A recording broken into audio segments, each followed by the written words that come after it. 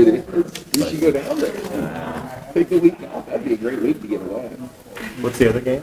The Hawks? Yeah. They're playing down there too? Hawks and the Cyclones played in the same place. January 1. Oh, boy. Hey, good morning, everybody. Welcome to our December 6th work session. And we are this morning going to get an update on the Blank Park Zoo. So, let's turn it over. Scott, anything you want to say real quick? No, I just appreciate Ann coming in and giving us this presentation. Ann, it's all yours. All right, thank you very much. I appreciate you inviting me out here to talk about the zoo. So I don't know if you haven't met me already, my name is Ann Schmerdla. I'm the new president and CEO at the zoo. So Mark Vukovic retired last year, and I took his position. So I've been at the zoo for about 25 years. So I had a short little stint up in northern Minnesota for a little while, and then came back, started in the education department, and then most recently was the COO prior to Mark retiring. So I think I've had the opportunity to meet just about everybody here. Is everybody familiar with the zoo? How detailed do you want me to go? We're just waiting for all the great updates. Excellent. All right. Well, I can kind of start here. Do I just scroll down over here, I think? Yeah. So our mission statement is to inspire an appreciation of the natural world through conservation, education, research, and recreation. So everything that we do revolves around one of those four things. And I'll talk a little bit about that and then get into some of our updates. So conservation, if you're unaware of some of the things that we do in conservation, there's several different things that we do to participate. And our goal is really to stop extinction. And so we work with zoos all across the country. And in our vision statement, it is to be a leader in the fight against extinction. So some of the ways that we do that are we support programs in the wild all around the world. So a portion of every dollar raised at the zoo, be it through admissions or our gift shop or our train ride, things like that, go to wildlife projects in the wild. SSP program stands for Species Survival Plan. So these are things that we can do at the zoo. So we partner with zoos all across the country. And our goal here is to keep a healthy genetic population in order for animals to hopefully go back to the wild. And there's examples of several species that's happened to. Probably our most iconic programs that we work with now are the addax. Addax are functionally extinct in the wild, and we've had a pretty active breeding program. So that's really exciting to be contributing to that population. Of course, our rhinos, if you know about our rhinos, we've had 2 successful rhino calves. And we're hopefully our 2 young calves will be placed at another institution when they're starting to get to breeding age, so they'll go meet their soon-to-be mate, hopefully, and pass on their genes, and then our 2 are young enough where we'll breed them again. So there's only about 800 black rhinos left in the world, and so that's pretty exciting for us to be part of that program as well. And then other animals like giraffe and smaller animals like some of our Panamanian golden frogs or turtles we work with. And then we work with international and national projects. So here are some of the ones that we've done in the past. We've worked with the Iowa DNR and the Iowa prairie chicken to reintroduce prairie chickens into southern Iowa. They were extirpated from the state. And that program is considered closed because they are now breeding on their own in that location. So the DNR has deemed it successful, and so we actually have kind of closed that project.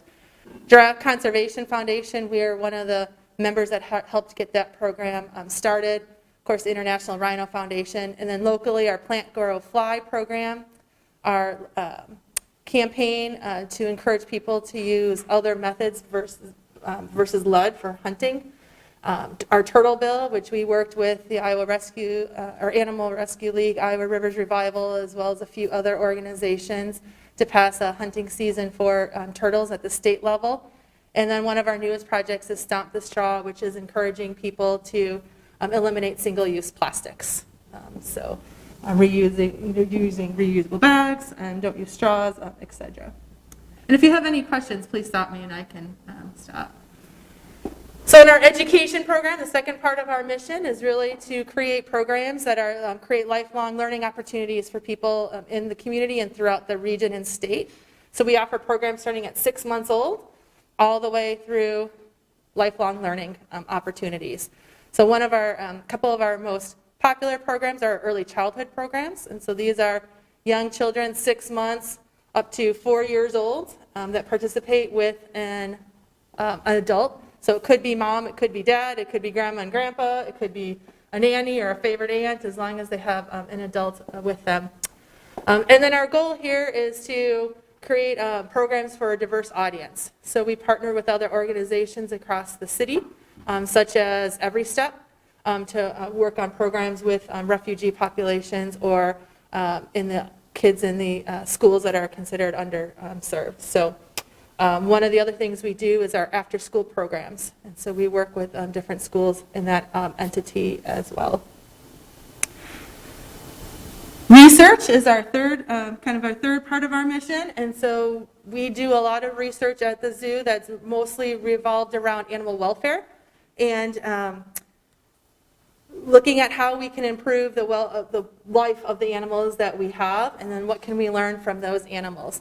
So we partner with Drake University on many of the projects, as well as Iowa State University. And then we do have projects with people all across the country, so we'll work with other zoos. My favorite one that we've done in the past is a study on giraffe in northern climates and their movement versus in the summer and the winter. So are they getting enough exercise in the winter when they cannot be outside because of our climate? So our giraffe are actually trained to wear Fitbits. And then we track their steps during the summer months, and then we track them again in the winter to see how we can help them be more active throughout the winter for their own health. And then we have students also at Waukee Apex program that they spend 2 days at the zoo each week, and then they do work with our zookeepers, and they do behavioral studies for the animals' welfare. We participated in nutrition studies with zoos across the country, genetics, etc. So. And then recreation. So recreation is the last part. This is probably what most people in the community think of us as. They're not always aware of the conservation, research, and education opportunities. But our goal with recreation is to create opportunities for people to connect with animals. So to build that passion for wildlife, and then hopefully learn some of the ways that they can take small actions to have a big impact collectively. So we are open 7 days a week. 352 days of the year. So we're closed 4 days. So we close Thanksgiving, Christmas, Christmas Eve, and New Year's. But otherwise, we are open all year round. And we do have opportunities and things for people to do in the winter months as well as the summer months. So, do we have any questions so far? I have a question. I just want, my daughter was here visiting this summer, and she said the program was tremendous. Her grandkids, or my grandkids, got into it, so thank you. The summer providing safari the camp? summer, yeah. Yeah, so summer safari camp is one of our other popular programs.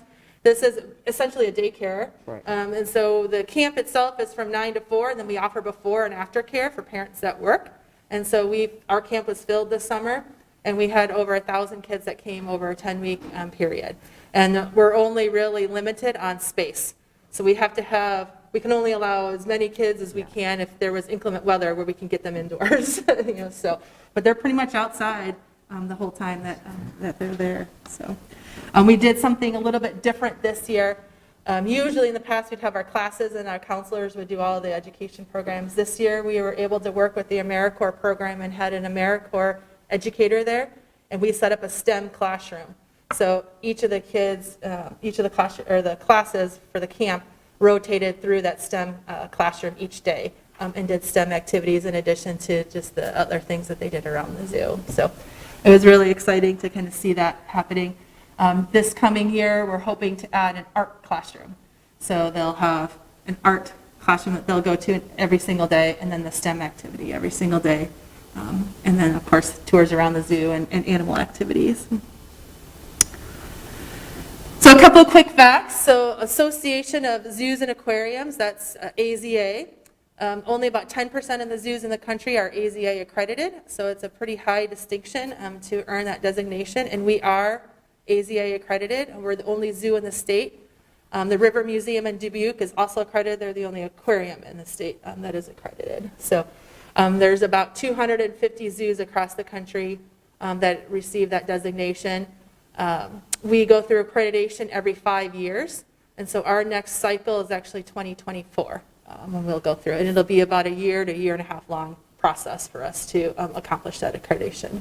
So. And what are the things that, I mean, I don't know anything about Sure. what accreditation, like what are the standards that they're looking for? What are the metrics that they use? For No, that is a great question. It's a binder about that thick. And so they look at everything in our operations from animal welfare. That's a big part of it. So our nutrition program, our ethics program.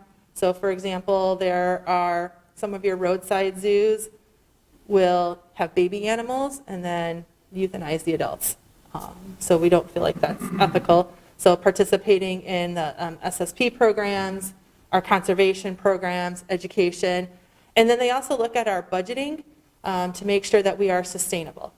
And so the process is we start with an application. So last time it was like 700 documents were part of our application. So it included all of our animal training manuals and our husbandry manuals and protocols, emergency procedures, again, our budgeting, our description of our programs. That gets submitted to a visiting committee. We have the visiting committee is made of 4 members typically. They come out to the zoo and spend about 3 days looking through everything. So they look through every single closet, every single space that we have, all of our buildings. They interview members in the community. They interview our board of directors. So it's I think they met with Scott last time they were here. So they kind of do all that interview process. They come up with a list of recommendations. So you have your major concerns, minor concerns, and then I call it the kudos section. So what they feel like you did really well on. We usually have about 2 to 3 months to respond to any major or minor concerns, respond to that, and then we have to appear in front of a 20-person commission to officially be accredited. Follow up to that, what role do facilities play in the accreditation? I mean, that's often, since we obviously have a relationship from a facility perspective, that's often one of the things that comes back to us when there are standards. What are the accreditation standards, and what are maybe some of the trends from a facilities perspective? So the standards depend on which animal you're working with. So in general, you have to have facilities that are maintained. So no leaking roofs, no rust, the paint is the way it should be. Space-wise, they look at each species, and each species has different space requirements. They look at fence heights for safety. Then they look at your pathways to see if your pathways are well maintained, are your grounds maintained. They look at horticulture to see if you have plant species that are acceptable to be next to an animal, because there are some plants that can be poisonous, to an animal species. So they'll look at our horticulture collection, and then they'll look at, do you have everything that you need? So tools, equipment, etc. Vehicles. Some of the major spaces that we need to make sure that we have is a necropsy space, which we do, usually a veterinarian clinic or veterinary space, which we do, and then a quarantine space. So every animal that comes to the zoo goes through a period of quarantine prior to going out with the collection. So those are some of the kind of the main things that they look at. Some of the things that will be coming down the road, trends in the future, a big one is going to be filtration. So right now our pools are not, do not have filtration, so we have to dump and fill them. And that will be, one, it's not great water conservation, and then 2, that's not necessarily good animal care either. So filtration will be one. With our marine mammals, salt water will become important. So we use fresh water. We do create salt water in the pools in their holding spaces. But for eye health and skin health, there's some research saying that salt water is important for them to be a part of. So those are some of the plans that I'll be kind of talking about for the future as well. Okay. I don't know if that answered your question. It does, but it led to another thing that I was curious about, which was the general water conservation and energy conservation at zoos. I mean, I know each type of use tends to compare, you're not going to compare a hospital to a zoo in terms of water and energy use, but you're going to compare to other zoos. Yep. And I'm sort of curious in terms of how that conversation is filtered down, and so you touched on one piece of the water. Like the water conservation. pump, yep. So we did a study a couple of years ago where I looked at estimated the water use of every building in the entire zoo. And then our goal is to reduce that. And that was through our conversations with Waterworks. At the time, they did not have meters on us, and so it was just our own estimations. Now we actually have meters so we can track our water usage, and then we have plans of how we can lower that. So our biggest uses of water right now are the RO systems in our aquariums, and then the sea lion pool, which is the dump and fill pool. So if we can get that on a filtration system, that would be amazing. Problem with adding a filtration system is now you're using more energy. So you need more electrical, work to run pumps and stuff. So we work with Mid-American on every project to see where we can add energy efficient equipment. So our new Holmes Foster Event Center that we just built was all working in cooperation with Mid-American Energy Company to make sure that we're using the most efficient machine or equipment. Yep. We also went through all of our light fixtures a few years ago and are transforming everything to LED. And then like our Night Eyes event and some of our other events, those are all LED lights as well. So, Great. yeah. Some other quick facts, just, we have about 200 species, over 3,000 individual animals that we care for on a daily basis. The 3,000 animals includes every single frog, fish, insect, everything that we have to feed, or take care of or clean up after every day. We have about 71 full-time employees right now. About 55% of our employees are directly related to animal care, so be it zookeepers or veterinary staff. The rest of the staff make up our facilities and maintenance staff, so we have 6 people in that area. Our education staff would be the next largest area, and then our guest services, operations, marketing, events, accounting, everybody else kind of gets lumped into an admin category.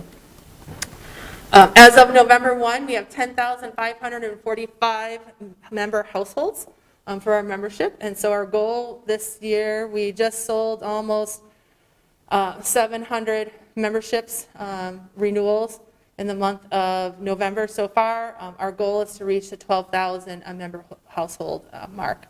63% of our members are zoo only. We do partner with the Science Center and Living History Farms for combo memberships. And about 37% of our members are combo memberships. That number has gone down a little bit since COVID. I think some of the members that were combo have renewed the zoo, but haven't necessarily renewed the Science Center or Living History Farms. And then our fiscal year is April 1 through March 31, so a lot of our statistics I track based on the fiscal year. And it costs us about $19,000 a day to operate the zoo. So that's all taking our expenses and dividing it by 356 days of the year. Some other kind of quick facts, just so you're aware, in 2020, fiscal year 2020, so this was April 1st of 2019 through March 2020. We had over 480,000 people that attended the zoo. That was our total audience. So far this fiscal year, we have about 419,000 people in our audience, and we still have 6 months to go in our fiscal year. Now, typically winter, those numbers are going to go down because we won't have the visitation to the facility. I did not include last year for COVID. We were about half of that through COVID. That was kind of, I'm going to call it a little blip in our trend, our trend system, which everybody saw. So we really are not benchmarking against last year. We're benchmarking against 2000. The fiscal year 2020, which really is summer of 2019 are the numbers that we're really looking at. Other kind of interesting facts, and I just used our most updated numbers through our current fiscal year. So far we've conducted 747 education programs. So that is programs that we've traveled to libraries, after school programs, daycare facilities, nursing home facilities, and then programs that we've done at the zoo, either our early childhood or summer camps. We have had some field trips. Our field trip numbers typically are pretty high. Of course, last year they were much lower, but we actually have schools booking for next spring, so we're excited to see schools and buses starting to come back. Our educators traveled over 25,000 miles around the state and around the region just this past summer. And then we had about 19,100 volunteer hours, so that's a big part of what we do is work with volunteers. And one of my favorite programs is the Zoo Crew program. This is a program for teenagers aged 13 to 17 that maybe are interested in the zoo, maybe not really sure what they want to do, need something to do. So this year we had 170 teenagers that worked at the zoo and volunteered their hours. So that was pretty incredible. And we're working with a pastor on the north end of Des Moines right now to see how we can get kids that maybe don't have parental support or maybe have transportation issues to see how they can participate in that program as well. It's pretty exciting. It's really an inclusive program. The kids have to fill out a one-page application and they have to do like a 15-minute interview with our staff coordinator. I always kind of joke around with the kids. I said, if you fill out the application on your own and your parents do not do it for you, and if you attend the interview, you're automatically accepted into the program. So we have students of all different backgrounds and all different abilities. We have students that have job coaches that come with them. And then we have students that are in the talented gifted program on the other side of the spectrum. So it's really exciting to kind of see them all working together at the zoo. And then we have over 1,000 kids that attended summer camp. We talked about that a little bit. One other thing that we're doing at the summer camp, which is a little bit unique from maybe other organizations, is we hire what we call an inclusion specialist. So our goal is to make sure every child can participate in our camp program no matter what their abilities are. We have a lot of kids that are on the spectrum that have a tough time participating in camp programs. And so we have an inclusion specialist that comes, works with the parents ahead of time before the children arrive, and then they help work with the kids throughout that week to make sure that they can stay a part of camp. So it's really exciting to see that, and we have kids of different disabilities as well. We have one child that is in a wheelchair and has been coming for the last 3 years to camp. So it's exciting. He's really excited to come, and the kids in his class always like being with him as well. So it's exciting to see how we can incorporate everybody together. Going back to the numbers. Yeah. The 480, that was COVID affected too, right? So what? The volunteer, No, 480,000 people. oh yeah, yes. It was about half last year. So what is a non-COVID year for the entire fiscal year? What's the? It'd be about 480,000. 480 is the. Yeah. So our goal would be to get up to, we've fluctuated from like 490 down to 475. 480 is probably a good average on any non-COVID year, which is what we're benchmarking against. Our goal is to get past the 500,000 mark. Okay. Yep. And right now, we're on a good trajectory right now. So the 2020 numbers ended in April of 2020, right? So you had 19. So, yep. So this number, the 480,000, was April 1st, 2019 through March 2020. Right. So 2020 is when we got You closed. only had a couple of months of COVID. Yep, and then, Couple so of then, weeks. yeah, the next fiscal year would be April 1, Right. which is when we were shut down, through March of 2021. Got it. Yeah. So, again, we kind of don't use those numbers because they're not normal. So we really want to benchmark against that 2019, and that's what we're basing our recovery on. So Right, and so you're at 419. we so are about far. 98% of where we were. Yeah, I in a was normal going year. to say, because, we've Yeah. got another. We still got 6 more months, yeah. So, yeah, of our fiscal year. About 5 months, I guess, now, but, Okay. yep. I'm pretty comfortable that we're going to get close to that 480 mark again by the end of our fiscal year. Well, Josh is going to organize a lot of tours of getting his kids and Perfect. all their buddies out there. And we're going to get that. I think Yeah. we ought to get it over 600,000. I think so, that would be amazing. Yeah, someday. No, not someday. This year, you got to do it, Josh. Get going. I said, well, we're the second highest attended cultural attraction in the state. We're second to the state fair. Of course, there are over 1 million, people. So I said, someday we'll rival the state fair. But Maybe you need the fair food. yeah, that's right.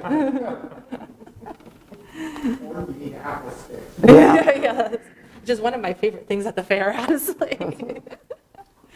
So, all right. I should have brought you some You today. should, yes.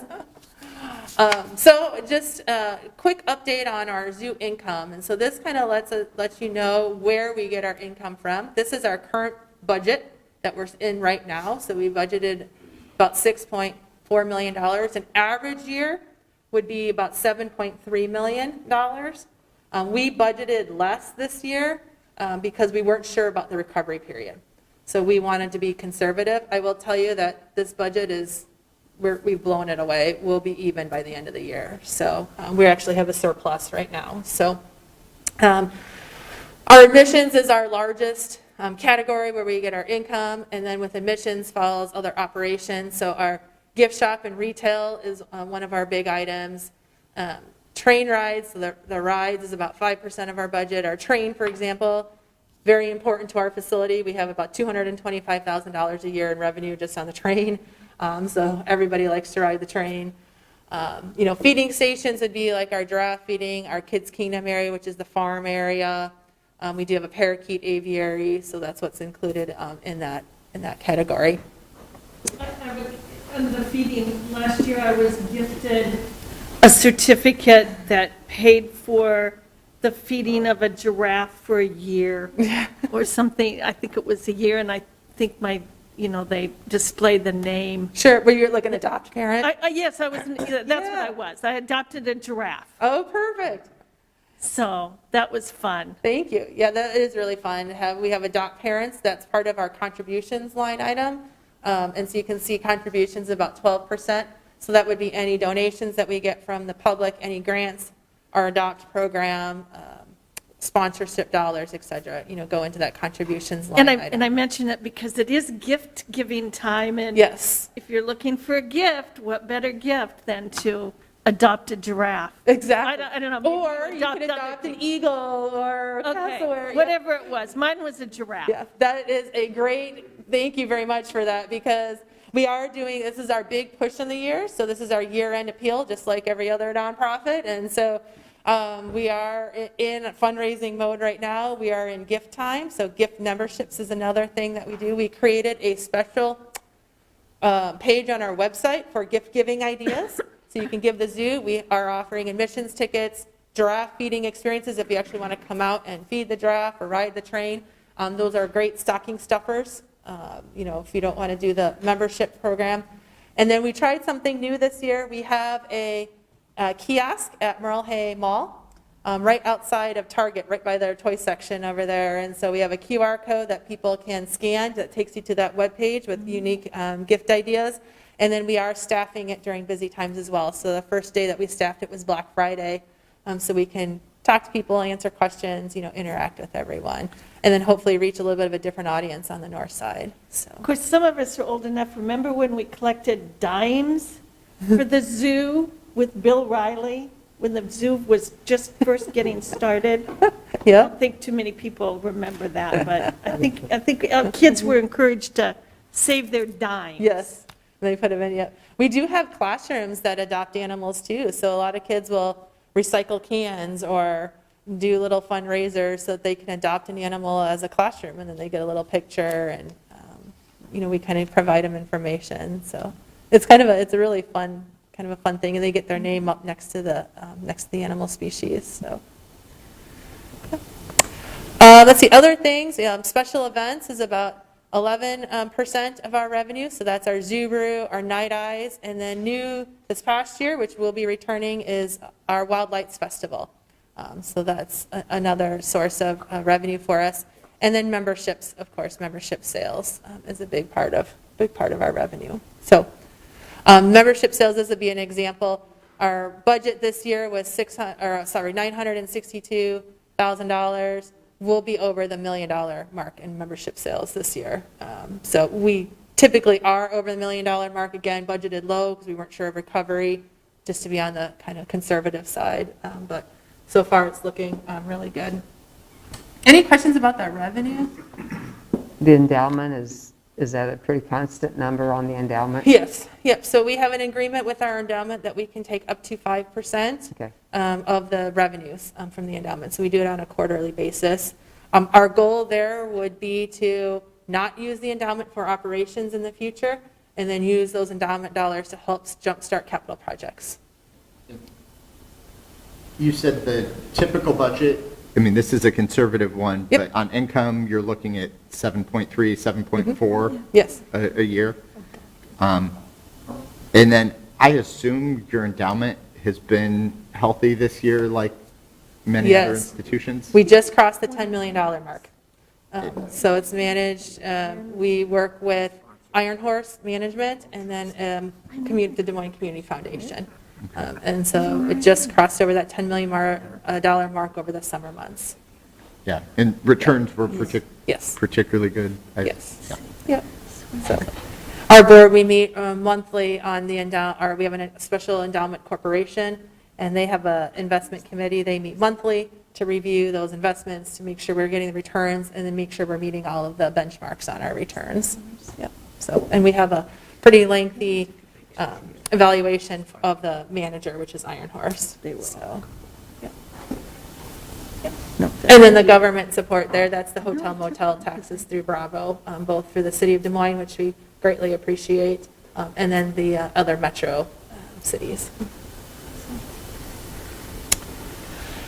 So looking at our expenses, so again, this is we eliminated a lot of expenses this year to try and keep that break. We did budget more on expenses than revenue this year with the endowment to make up for that. We will not need to use the endowment this year. We will cover all of our expenses just through operations. So that's exciting, but this is what we had budgeted. So of course our biggest line item is personnel. So that's about 60% of our expenses. That includes wages, benefits, taxes, et cetera. And then everything else is kind of spread out, from there. Animal care and veterinary costs would be the next highest cost. Maintenance, security, cleaning. So that's cleaning products like to clean our bathrooms and buy toilet paper and, maintain the facility. We do have security there throughout the night. And then we also have a security guard on site on the busy days. So in the summer months, we have a security guard every single day. Excuse me. And then during this time of year, they're just there Friday, Saturday, Sunday, and Monday. But that's just in case there was any issues, incidences, etc. And we work with Permar as the security company, so we outsource that service. And then the events expenses that is listed under our development department. The majority of the event expenses are things like Zoo Brew. That's the purchasing of the beer that we resell. So that's why that number is pretty high. It's just those expenses that we have in order to put on those public events. And then in operations, the majority of the main expense there is the retail items that we purchase for the gift shop. So we spend over $300,000, $350,000 a year.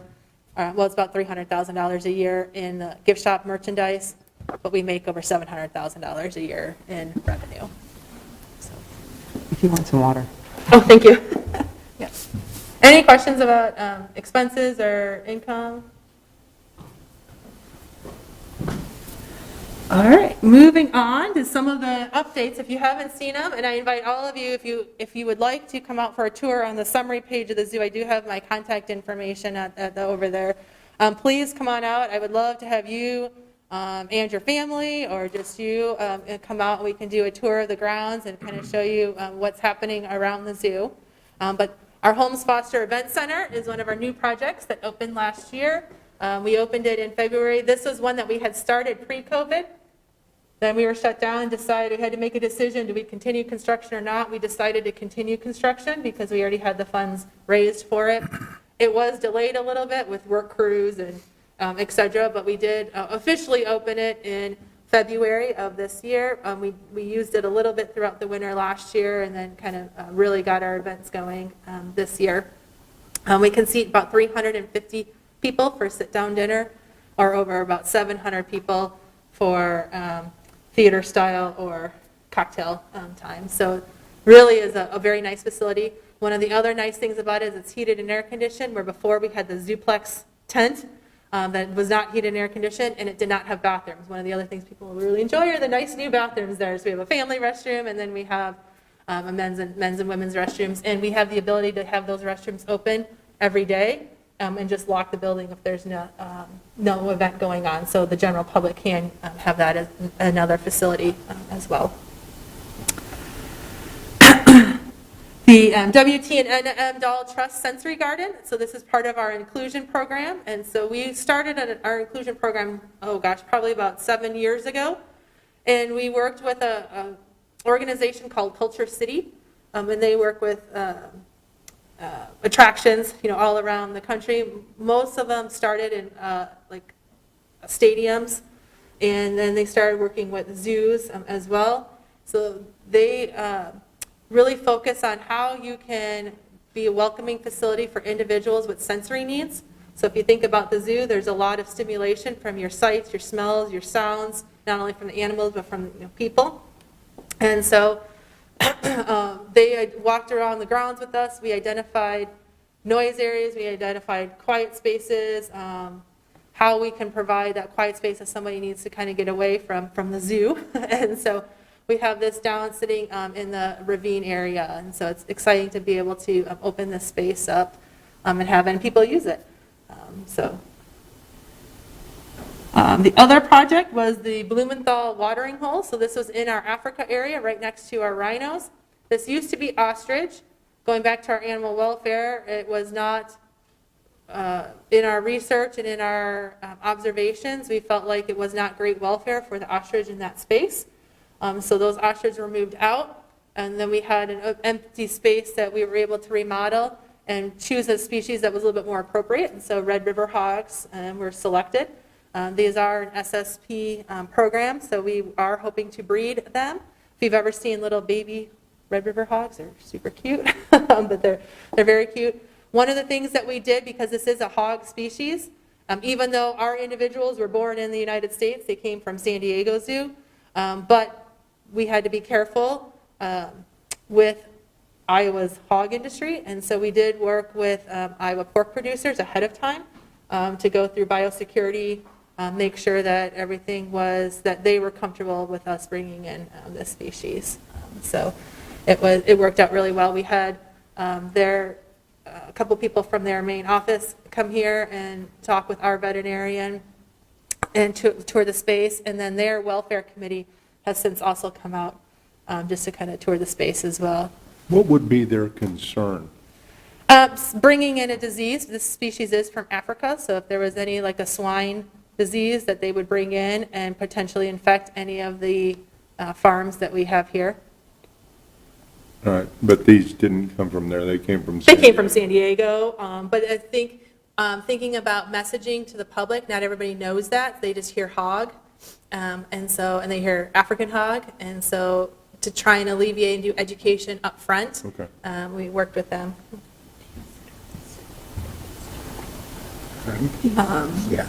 The other one we did is called the Blumenthal Commons. This one I was really excited about. This is the connecting area between the new event center and the zoo. That pathway used to be a U-shape, and it was not ADA accessible. And so we were able to redo this space and have an ADA accessible ramp and stairs. And then we planted landscaping in there. Of course, this picture was taken before the plants would start to grow, but it is really nice to be able to add that ADA accessible path up to the event center. And then the last one, which will officially open spring break. This is the Go-Go Plaza. It's named after Gloria Burnett. Her nickname was Go-Go, and so her family wanted to name the space after her. This is in the center of the zoo, right between penguins and sea lions and in front of our Kids Kingdom area. It is new bathrooms and a new snack shop that we operate. So it does not have full service. We don't have a hood, so we can't cook in there, but we can offer souvenir cups, drinks, snacks. We do have a grease trap that was installed as part of it, and coffee, which we don't have coffee options at the zoo right now, so we'll be able to sell coffee. We do have a small indoor space. It fits maybe 10 people in there, but it's an indoor space in the center of the zoo. It gets really hot. So in the summer months, we have several times we'll have people overheat. So now we have an air-conditioned space or in the middle of the zoo, or if somebody started to overheat, we can bring them into a cool space right there. And then the bathrooms, brand new bathrooms. The ones that we had in that area were temporary, and they were seasonal, so we had to close them down in the winter. Now these will be open all year round. What also is exciting is we added a nursing room, which we did not have in the past, And then we added a family restroom with an adult-sized changing table. So we'll be one of the first attractions in this area to offer an adult-sized changing table for the public. And that's to accommodate individuals that come to the zoo of varying degree of disabilities. So, Is that right by where the turtles are? yes, Okay. And the face painters? yes. Did, So the face paint booth is Was movable, moved? so Okay. we've moved it. However, our project that I'll kind of talk about in a little bit, we have our old prairie dog exhibit, which is Yeah. it's the last remaining exhibit from the 1960s. Our prairie dogs aged out, so we had an aging population, and we kind of let them live out their life. And then we have to decide what to do with them. It's a nice way of saying they got old. So they aged out. We had to decide if we wanted to bring prairie dogs back in. Again, looking at our welfare assessments, that exhibit from the 1960s and now, standards have changed. So we had a lot of work to do there. So what we've decided to do is we're removing that area, and we're adding a stage, and then adding a permanent face painting Okay. facility there, as well as storage stage where we can do different programs. We can invite our partners in, like the symphony and the opera and the playhouse, and they can come in and do activities with the general public. So it's so the one of the ways kiddos that we won't get to can partner. go in the tunnels with the prairie dogs anymore? No, but we're hoping to rebuild that in another area that will kind of show on our master plan. So some of the challenges that we've had over the last, or challenges that we're facing right now is livable wages, which we're no different than everybody else. And I know Scott and I were kind of talking about that. Right now, our zookeepers start 4-year college degree at $12.50 an hour. And that's pretty standard across zoos, so we're about average in the zoo industry. So as an industry, we're working on how we can get our salaries higher. We did hire a consultant. We're working on it currently right now. We'll have a report by the end of July, so we're redoing all of our job descriptions. We've reorganized our staff in some areas like our events department and development, our education area, and then we're looking at our animal care department, doing a little bit of reorganization, and then we're benchmarking our wages against the zoo industry as well as the local markets. So our goal is to get everybody up at least to the $16 mark next fiscal year. So that's what we're working now. We've had everybody across the board got a 5% increase this year. We're going through another round of increases now in January, and then we'll have another round of increases hopefully in February. In April when we start a new fiscal year. Diversity is another thing that we struggle with. Our staff, we do have a little bit of diversity on our staff, but not a tremendous amount, and so working on how we can increase the diversity on our staff. Some of that is related to the industry itself. So we're working with, again, zoos across the country on kind of looking at all of us as a whole. What we're finding is particularly individuals that are, from the refugee populations or different populations like the Latino population, look at zookeeping as a blue-collar job because it's a lot of grunt work and a lot of cleaning, and a lot of parents don't want their kids to go into that field when we've done some research and some interviews. So we're kind of working on education of what the field actually is and what the jobs actually do. And then we're really focusing on our intern program as well. So how can we build students and then get them interested in the zoo field and hopefully into a career in the future. So again, we're working on that not only locally, but also as an industry.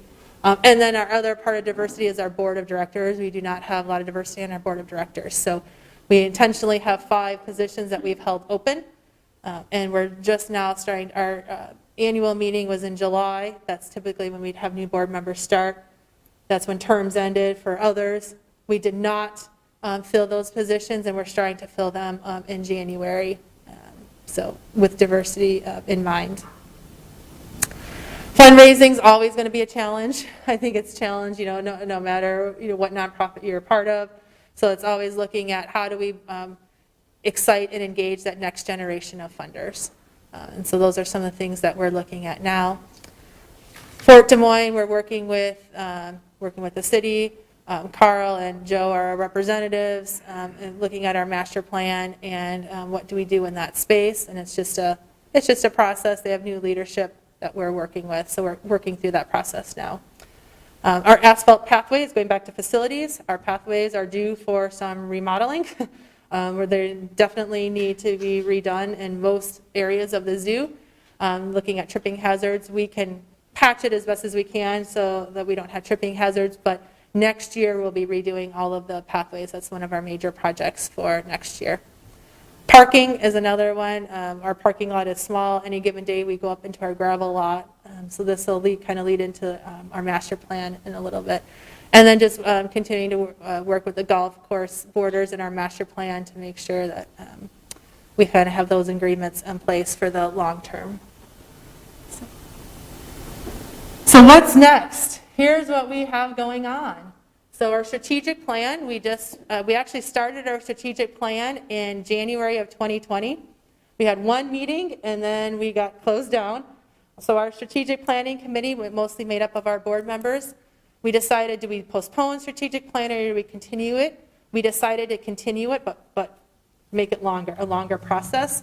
It was really helpful. Our planning committee met every week, pretty much all last year. Which was great because there's a lot of things that came from COVID that we would never have thought of, in the past. And so by having those discussions right away, that has really, I think, helped make a robust plan going forward.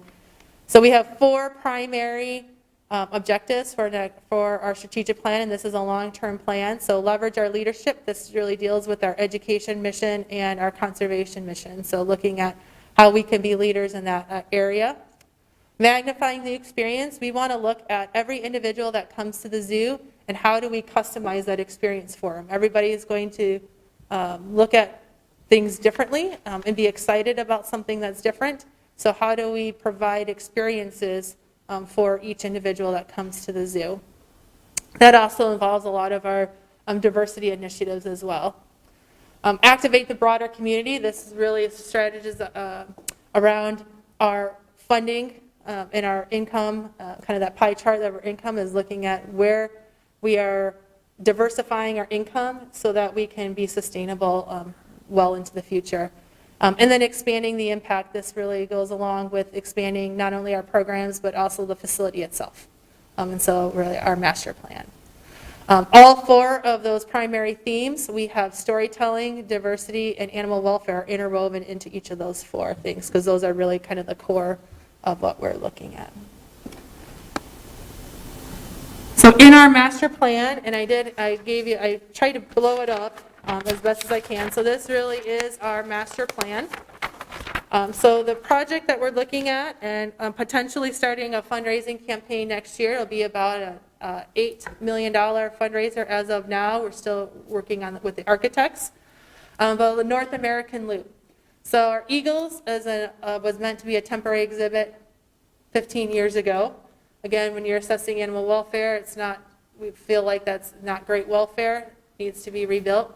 Our otters would be another one that is a 1980s exhibit that standards have changed in that area as well. Adding filtration, and then others to be determined, which are smaller, I'm going to call them smaller exhibit spaces related to North America, such as rebuilding prairie dogs. So we're looking at right now, if you're at the zoo, the main sea lion pool in the center. Otters are to the west. We're actually we call it the path to nowhere because it really is just an empty path. We're moving them to the east side of the sea lion area. The sea lion holding building was from the 1960s. That's been remodeled several times. That will be torn down and we will rebuild a holding building for seals and sea lions, otters, and potentially penguins as well. So one combined building for all those species, and then adding filtration to all 3 of those exhibits. So penguins, seals, sea lions, and otters. Filtration is about half of the overall cost of the project. To kind of give you an idea, it's going to be about $3 to $3.5 million for filtration. So the total cost is $6 or $7 million for the building? Yep. And then and that would be the otter exhibit, eagle exhibit, and the holding buildings. And then the other million will come from the other smaller things like rebuilding prairie dogs, potentially adding raptor species or whatever in that space that can create this North American loop. So, yeah. The other project that we're working on is lions and tigers. So right now we have our Great Cats building, which used to have tigers, snow leopards, and lions. Our snow leopards were moved out, and our lion pride had to separate because of behavioral issues that we had. So we're looking at rebuilding lions into another location, actually right by the Holmes Foster Event Center. Right now it's a hoofstock species. Hoofstock aren't necessarily great next to an event center because it's typically muddy and a lot of flies and smelly. And so lions would be more exciting when you think about events. So rebuilding lions into that space, it would about triple their space that they have currently. So we could have a little more of an active breeding program because they'd have more space to do that. We can also, the building itself, the holding building is already there. We'd have to expand on it a little bit, but the nice thing is there's not a large amount of cost in building facilities because it's already there. We'd have to redo the caging inside, add an outdoor space where we could do training tours and things like that for the public. And then the current lion space will become a tiger breeding center. So the emerged tiger species that we have, there's about 250 left in the wild. Holding space is really important, particularly when it comes to breeding, because once you breed, you have to have space for the offspring to go. So we could be one of the leaders in tiger conservation. In that building, the exhibits are already built for cats, the building is already built for cats, so it would be very little work to make that happen, other than we'd like to make some improvements just for how we shift the animals to all the spaces and just some aesthetic improvements as well. The little Jeep Yes, that's in there. that's the tigers. Yes. Yep. So then, where lions are, so everything over there would become tigers. Okay. The advantage to all that as well, and that's why we chose tigers down there, is that's an Asian species. So when we look at our expansion to the south on the 7 acres onto the golf course, that will become an Asian exhibit. And so tigers can kind of lead you right into being an Asian species as well. So it kind of connects really nicely leading over. And then expansion to the north would be the a new admissions area, parking areas, guest amenities, education space. Our ultimate goal would be to have a daycare facility at the zoo. So that's something that's desperately needed on the south side. And so we can really be that location. Classrooms for our summer camp programs, some kind of indoor education opportunity for the general public throughout the entire winter, and then expansion of Africa. So adding those hoofstock species that we'd be moving for lions would then go out to, farther east down that space. Other things that we're looking at is our diversity, equity, access, and inclusion programs. So in June, we'll be starting a journey mapping program. So this is looking at the people that come to the zoo, doing surveys and figuring out where everybody's from and why somebody from a different population, figuring out which populations we already currently serve, and then finding out which populations we're not serving so that we can go and ask why.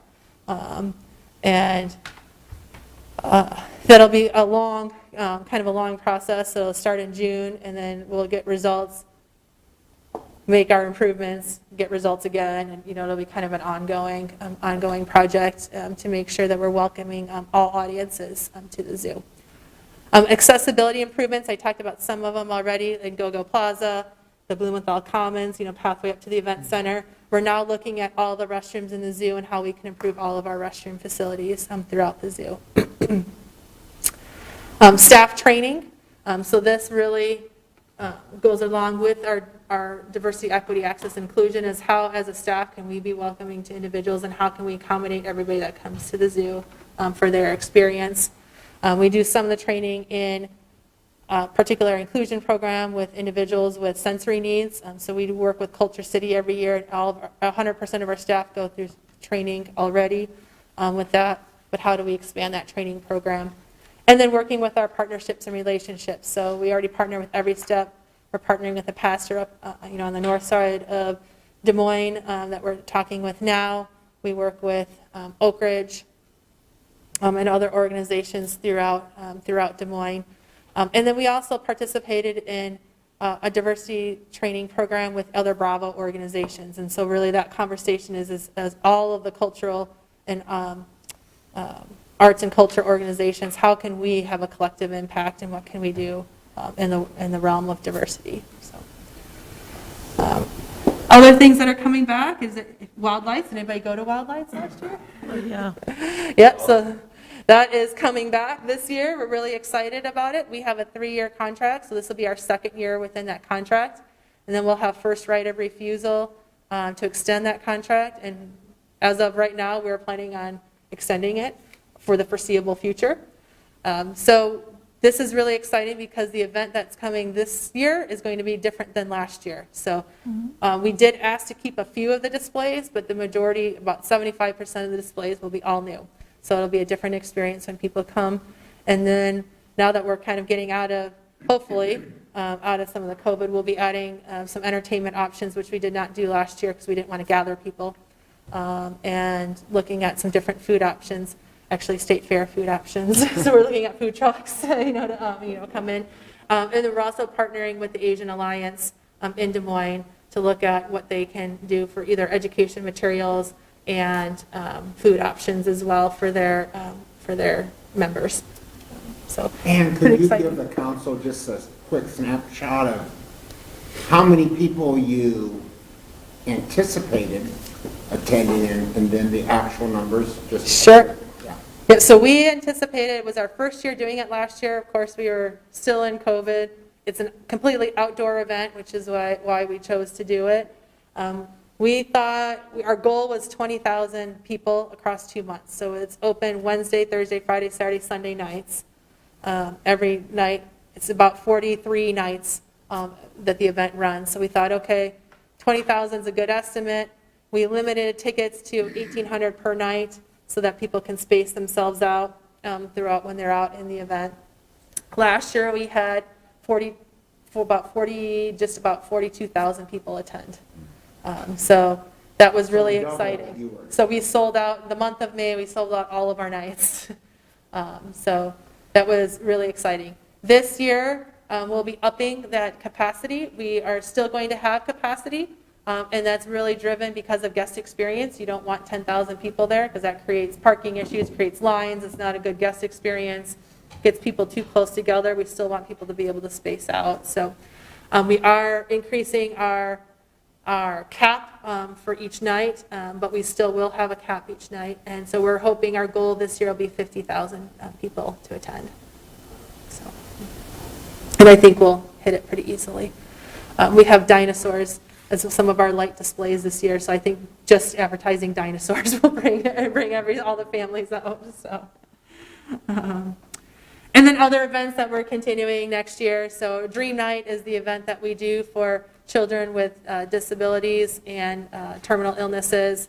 We partner with the area hospitals as well as other organizations every year. That's an event that we don't publicize. It's invitation only. Zoo Brew, Night Eyes, our Zubilation, Gators on the Green, those are all events that are coming back next year. Some of our conservation programs next year, so continuing with our Plant Grow Fly program, that's our program on pollinators and expanding that. We're starting to work with the commercial real estate and looking at how we can build butterfly habitats around commercial properties. And then a really exciting project that we just found out about, we've got approval for. We started conversations with the Iowa DNR back in the spring. Blanding's turtles are a species that is endangered and is the numbers are dwindling in Iowa, and it's a local species. So the DNR asked us if we would partner with them, where they would collect eggs in the wild.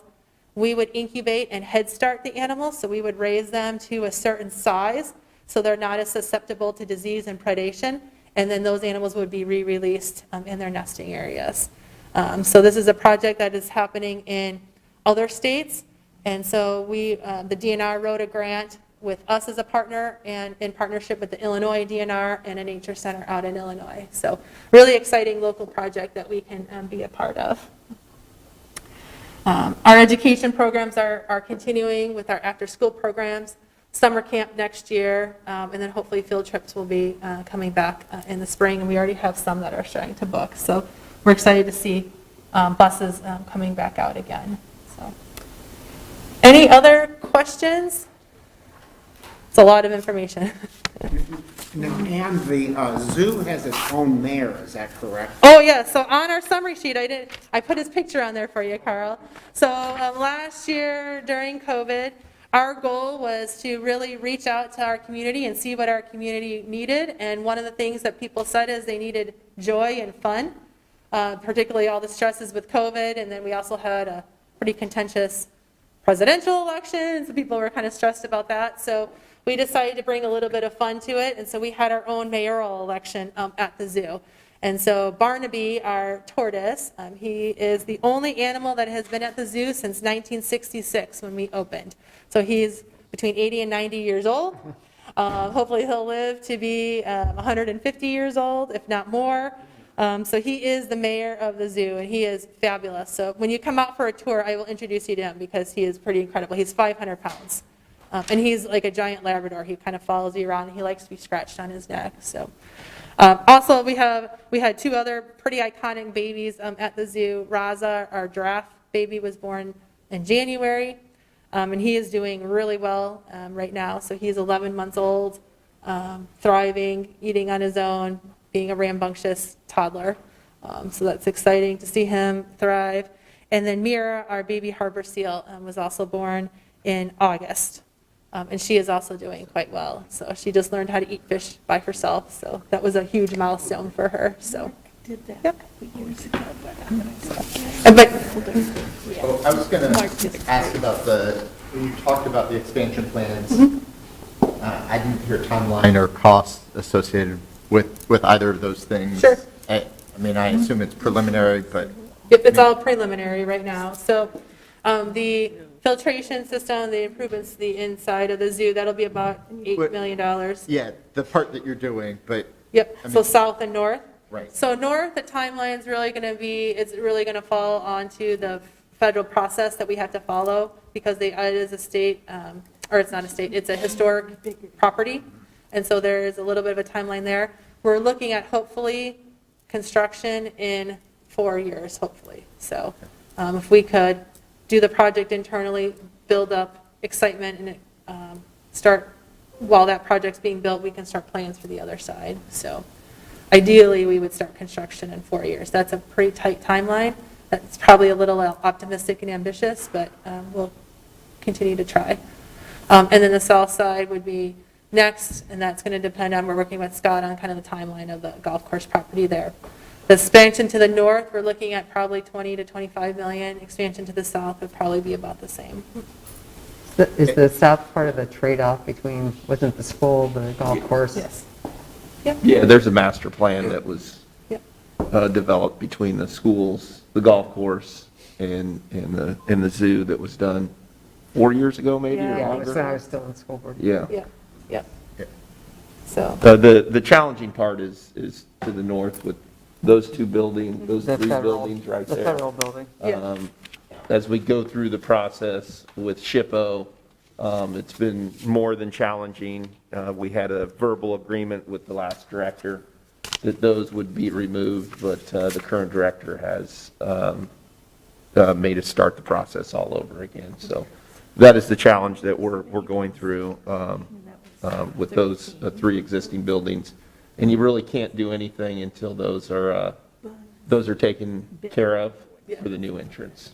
So that's the timeline that we're facing. And I know Jim's been working really hard on it, and Scott and staff, so we appreciate the hard work. We're gonna keep doing that.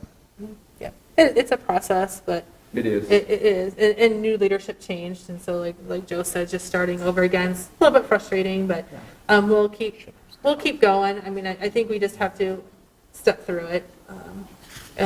So The zoo is positively a jewel in our city, and I feel so lucky that we have such a good zoo, and your leadership is great, and it's a wonderful place. thank you. If people have not been there, they really should. We spend a lot of time at the zoo. Good, thank you. Well, make sure you email me, and we'll do something fun when Okay. you're at the zoo. It is one of the few draws we have on the Yep. south side, so we need to keep expanding and doing good things to it, so. I Absolutely. appreciate your hard work, Yeah, Ann. thank you. And we really want to make sure that we're partnering with you as well. So if there's anything that we can do for the city, please let us know. So we are, one of the things on the south side, we feel like we could be an economic driver. We are an economic driver, not only on the south side, but the city of Des Moines. So please let us know how we can help you as well with whatever initiatives you have in your wards. And they're part of the super block that was developed probably 10, 12 years ago at least, Mayor. I think you were part of that. So we want to continue that growth, and we're still working on doing quite a few things, but they are the catalyst to that super block area. Anybody have anything else? Ann, thank you so Yep, much. thank you. Thanks. Well, Scott, anything? Nothing to add. We have. All meeting right. tonight. And Jeff, no. I'll be on the 20th. All right. Well, want to thank staff for being here this morning. And